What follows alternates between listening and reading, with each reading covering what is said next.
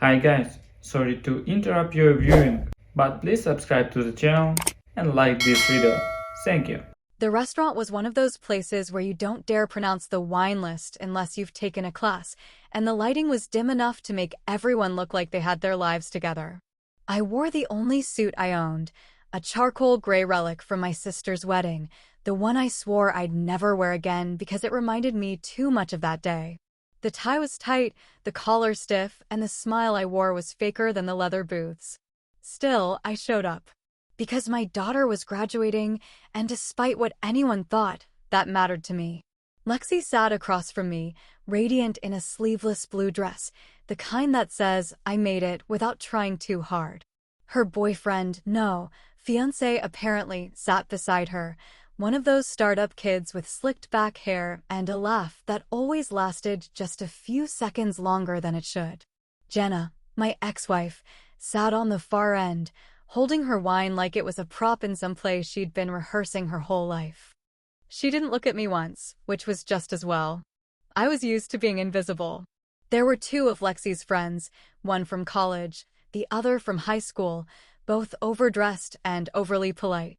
One kept saying how wild it was that we were all here together, like this was some kind of family reunion instead of a forced performance stitched together for Instagram stories. Then the waiter brought out the champagne, poured it carefully, glass by glass, and someone tapped a knife on a glass, that universal cue that something was about to be said. Lexi stood. She held her glass like royalty, her voice light and practiced. I recognized the tone. It was Jenna's voice in Lexi's mouth. That passive, cutting elegance. I just want to say, Lexi started, how grateful I am to everyone who supported me through these last 4 years. It's been a long road, and I honestly couldn't have done it without the love of my mom, the encouragement of Brian, she squeezed his arm lightly, and the friends who stuck by me when things got hard. She paused. People smiled, nodded, murmured soft approval. My hands were folded in my lap. I was waiting. I felt something in my chest, like someone turning a doorknob that hadn't been touched in years. And, while we're all here, she looked directly at me now, her eyes suddenly colder than the overpriced crab salad I hadn't touched. I want to acknowledge someone else. My father. Heads turned, including Jenna's. A few chuckles, light ones, the kind that fill silence when something feels off. Lexi smiled. But it wasn't warmth, it was glass. Dad, you showed up tonight. I guess that's something. I didn't move. I didn't blink. She continued, and her voice got clearer, sharper. But let's be honest. You didn't raise me. You didn't help me. You didn't show up to my birthdays. You didn't pick me up from practice. You weren't there for me when it mattered. You don't get to claim credit just because you bought a meal. You don't deserve to be here. The table froze. Even the ambient music, the clink of glasses from nearby tables, all of it seemed to vanish under the weight of that sentence. Jenna didn't stop her, didn't interrupt, didn't even look embarrassed. That silence, God, that silence, was the loudest betrayal of all. I looked at Lexi, and for a second, I saw the baby I used to rock to sleep, the toddler who used to run to me at the playground, the little girl who once called me her hero. That girl was gone. Replaced by a polished woman with my ex-wife's tone and a stranger's eyes. I clapped. Once, then twice. Then a third time, slow, deliberate, the kind of applause you hear after a magic trick you already figured out halfway through. The table didn't know what to do. Lexi's smile faltered. Jenna's mouth twitched, but she didn't speak. No one else said a word. Then I reached for my napkin, wiped my mouth, and said, well, I guess I'll get the check. I left before the dessert menu came. The walk to the parking lot was quiet. I didn't slam the door. I didn't punch the steering wheel. I didn't cry. I just drove. 30 minutes of highway and empty silence until I pulled into my driveway, still wearing that damn suit. Inside, I sat at my computer and logged into the tuition account. The one Jenna never acknowledged. The one Lexi never asked about. It was under my name, with years of savings poured into it. Tuition, rent, books, living expenses. Every penny she thought came from scholarships and mom's hard work. Every loan she thought she didn't need. I was the reason. I stared at the balance. And then, quietly, I transferred every last dollar out into a separate account. My account. I didn't think twice. Then I typed a short message, printed it, folded it in half, and slid it into an envelope. I addressed it to Lexi. No long letter. No dramatic monologue. Just 2 words, earn it. This morning, I woke up to 72 missed calls. Lexi. Jenna. Unknown numbers. No voicemails, just the frantic ping ping ping of a phone trying to scream. I didn't answer. I made coffee, took my time with breakfast, watched a squirrel on the fence lose a peanut it couldn't quite carry. It was weirdly peaceful. She hadn't texted, at least not yet. Maybe she thought I'd cave. Maybe she thought I'd feel guilty. I didn't feel guilty. I felt seen. And for the first time in 22 years, I felt like I was finally doing something right. People always talk about presence like it's this simple thing, like showing up is all it takes to prove you care, but no one tells you what it feels like to be present in the shadows, to love from the margins. To spend years trying to matter to someone who was being taught every single day that you didn't. I used to think time would fix things, that if I just stayed consistent, quiet, helpful, reliable, she'd figure it out one day. But now I know that silence doesn't build bridges. It just lets the other side burn them without interference. Lexi was 4 when Jenna and I divorced. I remember the way she clung to my pant leg the day I packed my things and walked out of the house that we'd spent nearly a decade trying to turn into a home. Jenna stood in the doorway, arms folded, stone-faced, as if she couldn't wait for me to be gone so she could start rewriting the narrative. "You can still be around," she said, and she meant it the way a landlord means you can stay until the lease runs out and they raise the rent behind your back. It started with small changes, visitations rescheduled, calls that never got returned, holidays that were too busy. I tried to be understanding. I swallowed it like medicine, thinking it was better not to rock the boat. I told myself that showing up was still enough, even if I had to wait in the car while she got ready, even if I got the off-brand version of parenting where everything had already been decided before I was let in the room. I worked 2 jobs for most of Lexi's childhood. Warehouse shifts during the week, bartending on weekends. I missed out on a lot, not because I didn't want to be there, but because someone had to pay for the roof over my head and the one over hers. I paid child support like clockwork, never missed a payment, never argued about the number Jenna handed me, even when it got tight. I remember one month I had $38 left after bills. $38. I bought a loaf of bread, some eggs, a bag of apples, and told myself it was enough. When Lexi turned 10, Jenna put her in a private school. I wasn't consulted, of course.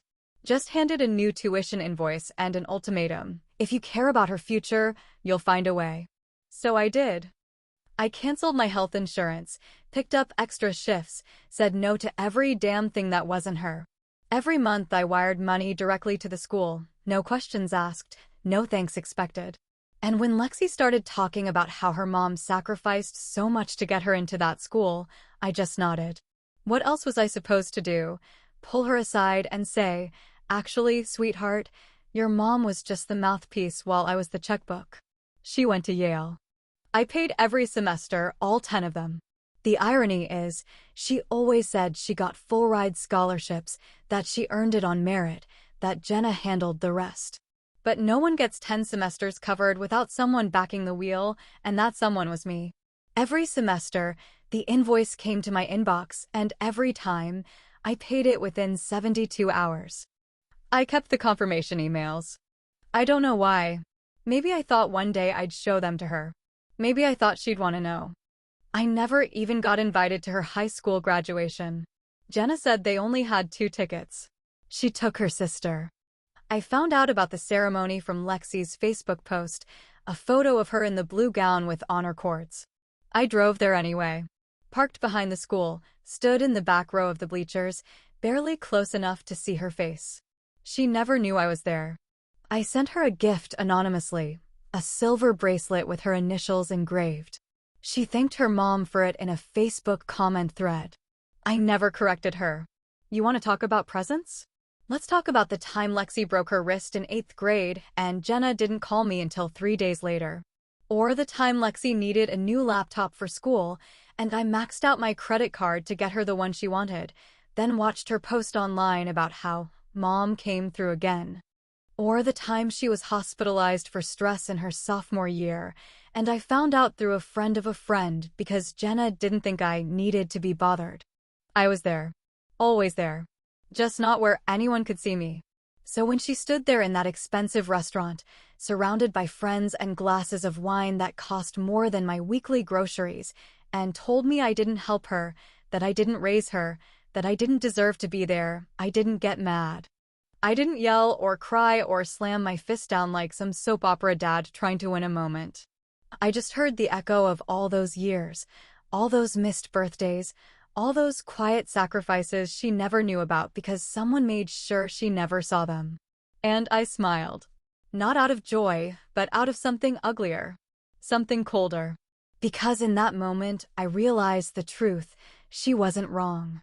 Not in her eyes, not in the reality Jenna fed her. I had let myself become invisible, and now I was being punished for succeeding. You did nothing for me, she said.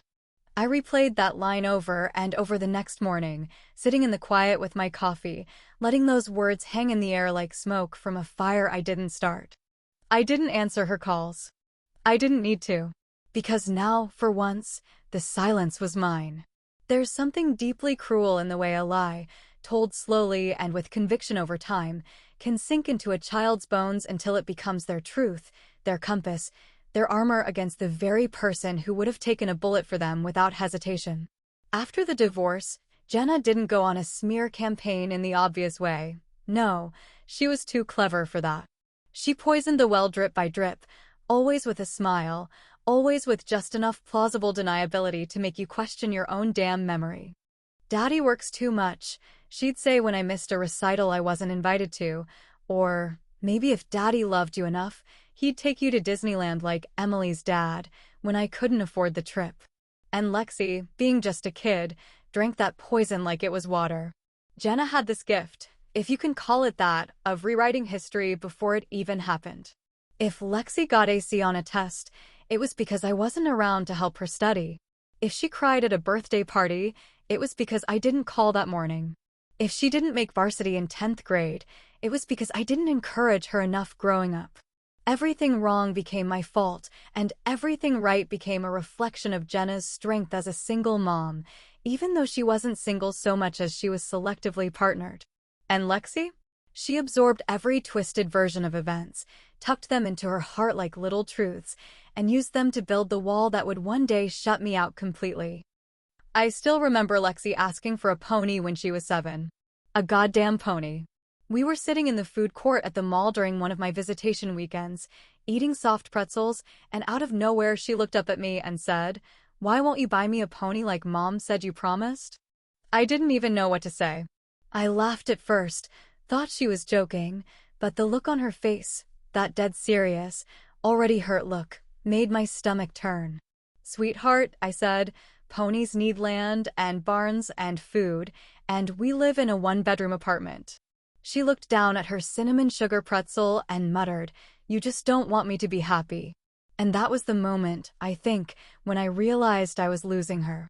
Not because of anything I did, but because someone else was painting a version of me I couldn't compete with. A mythical deadbeat, unreliable and selfish, a man who couldn't show up and didn't care when he didn't. I became the scapegoat for every bump in the road, every little childhood letdown, because it was easier than admitting the world just doesn't hand you everything you want, especially when the grown-ups around you are busy settling scores instead of raising kids. Jenna had the privilege of proximity, of being there for every tear and tantrum and spelling bee, and she used that position like a sculptor with a hammer and chisel, shaping Lexi's image of me until there was nothing left but a shell of a man who only existed to disappoint. And I let her. God help me, I let her.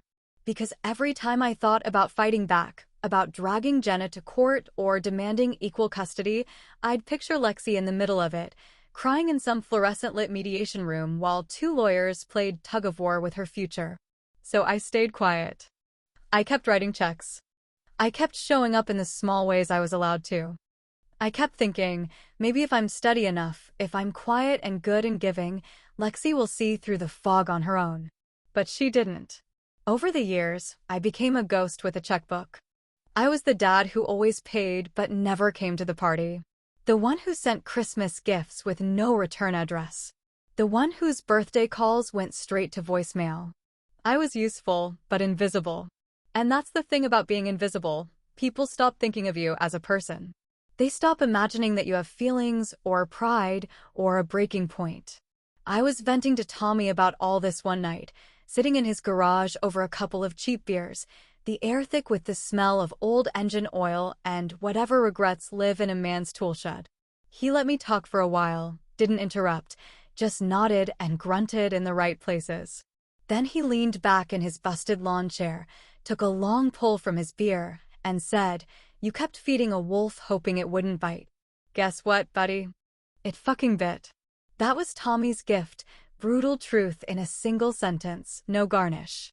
I listened to Lexi's voicemail later that night.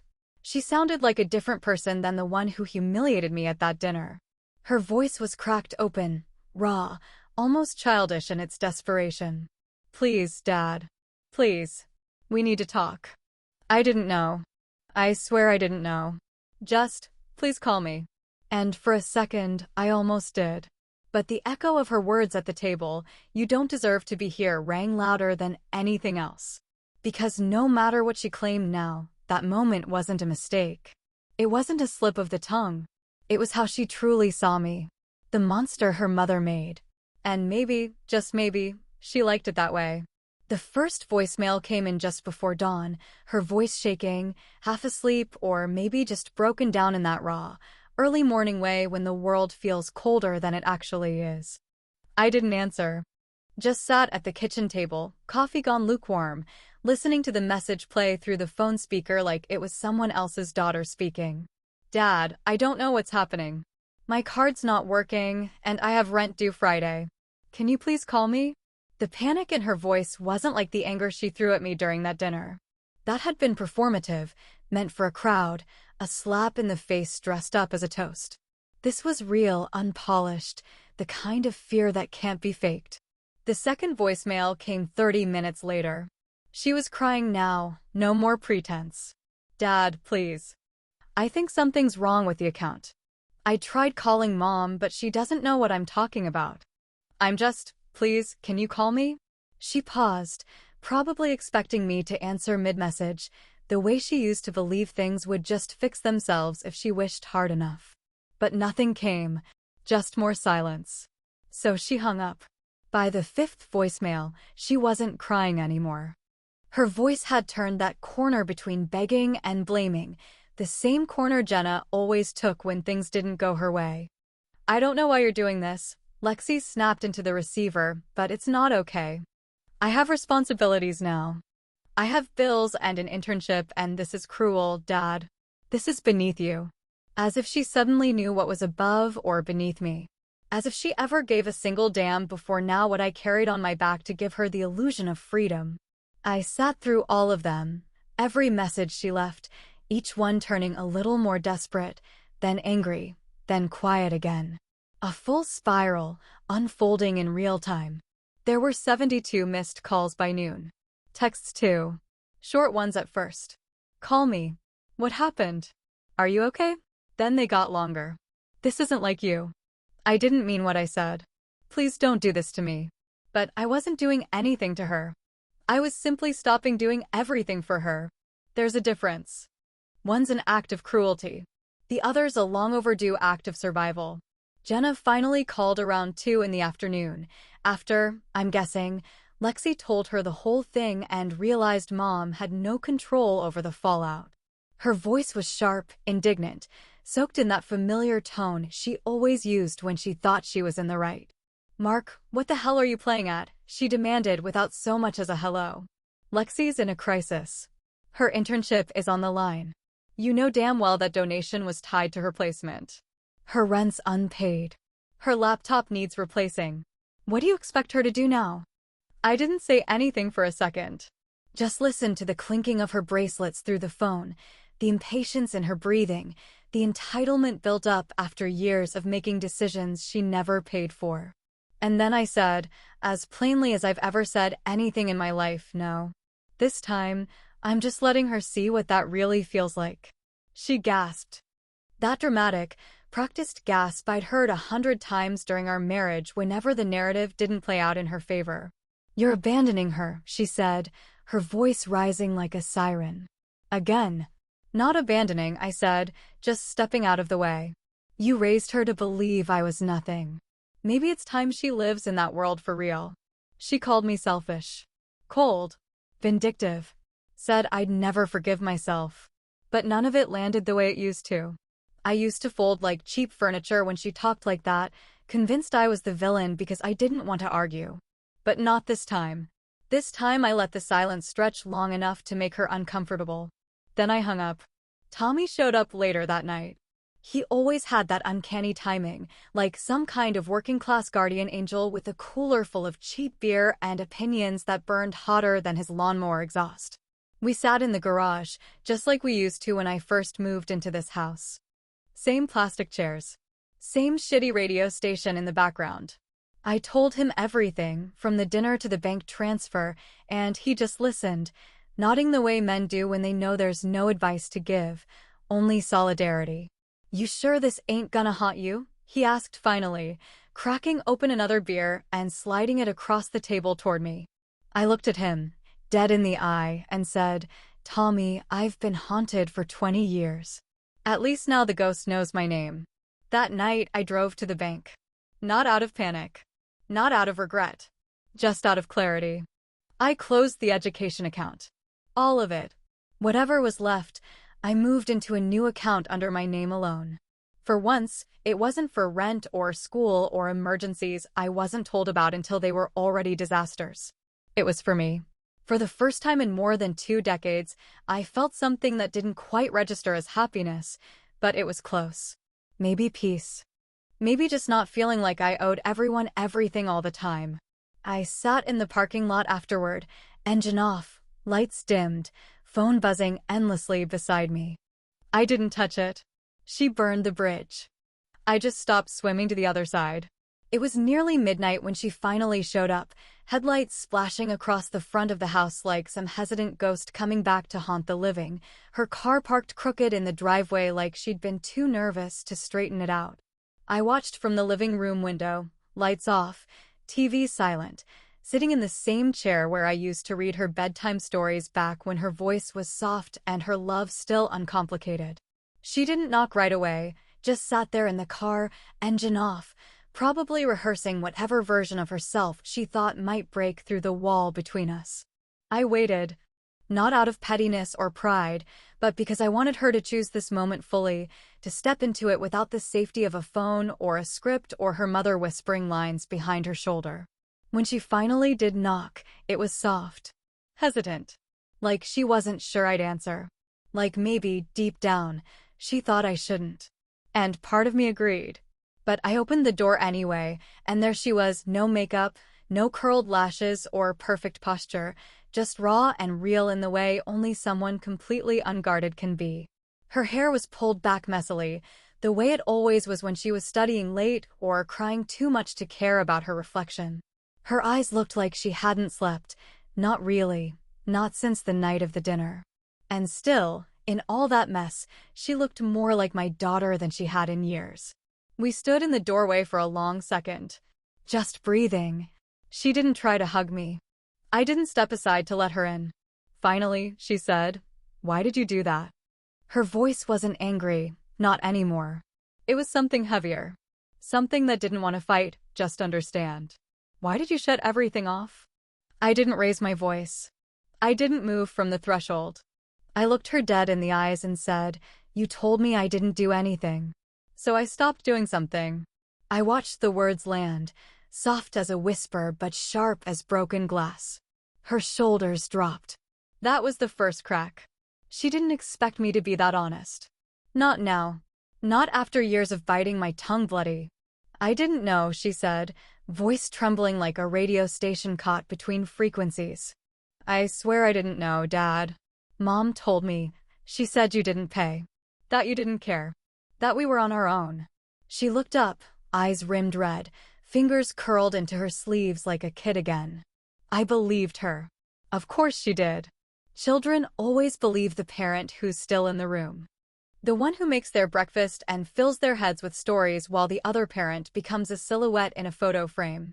You believed her because I let you, I said, voice low but steady, not out of cruelty, but because I'd finally found my spine and wasn't about to hand it back. Every time I tried to push for more, she made you choose.